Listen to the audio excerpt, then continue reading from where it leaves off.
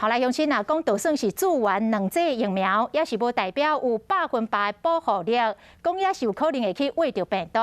台北市联合病院阳明院区有一个护理师，已经注完2剂 AZ 疫苗，伫病院嘛拢穿隔离衫，也是来感染确诊。台大公卫教授陈秀熙提醒大家，不管是注完倒一个牌子的疫苗，体内平均的保护力是70%，唔是100%，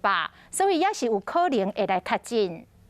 北市联合病院阳明院区隔壁出2号确诊，一位伫专责病房照顾确诊的病人的护理师，已经注2剂 AZ 疫苗，也尚未着，伫拜三逢验出阳性确诊。这位护理师已经完成2剂 AZ 疫苗接种，照顾病人时均穿着3级防护。阳明院区随即匡列相关人员采检，共计18人，结果均为阴性。联合病院医方讲，这位护理师注第2剂疫苗了后，也未满14天3成保护力，就逢验出阳性确诊。同园嘛有护理师注2剂疫苗了后，也是喂着病毒。专家嘛讲，就算注2剂疫苗，嘛无代表有100%的保护力。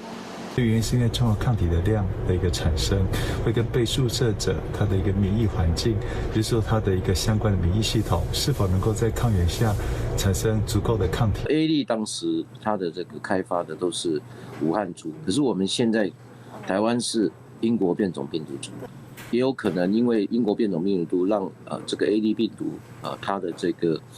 效力呢稍微受到了一点折扣。公卫专家陈秀熙讲，不管是注2剂 AZ 或者是莫德纳，体内平均敢若会产生70%的保护力。虽然讲疫苗注完的确诊个案也是轻症较侪，不过防疫也是袂当放松。伊嘛建议政府爱互国内医护定期检测血清的抗体，来确保辛苦的医护人员体内免疫力有够来对抗新冠病毒。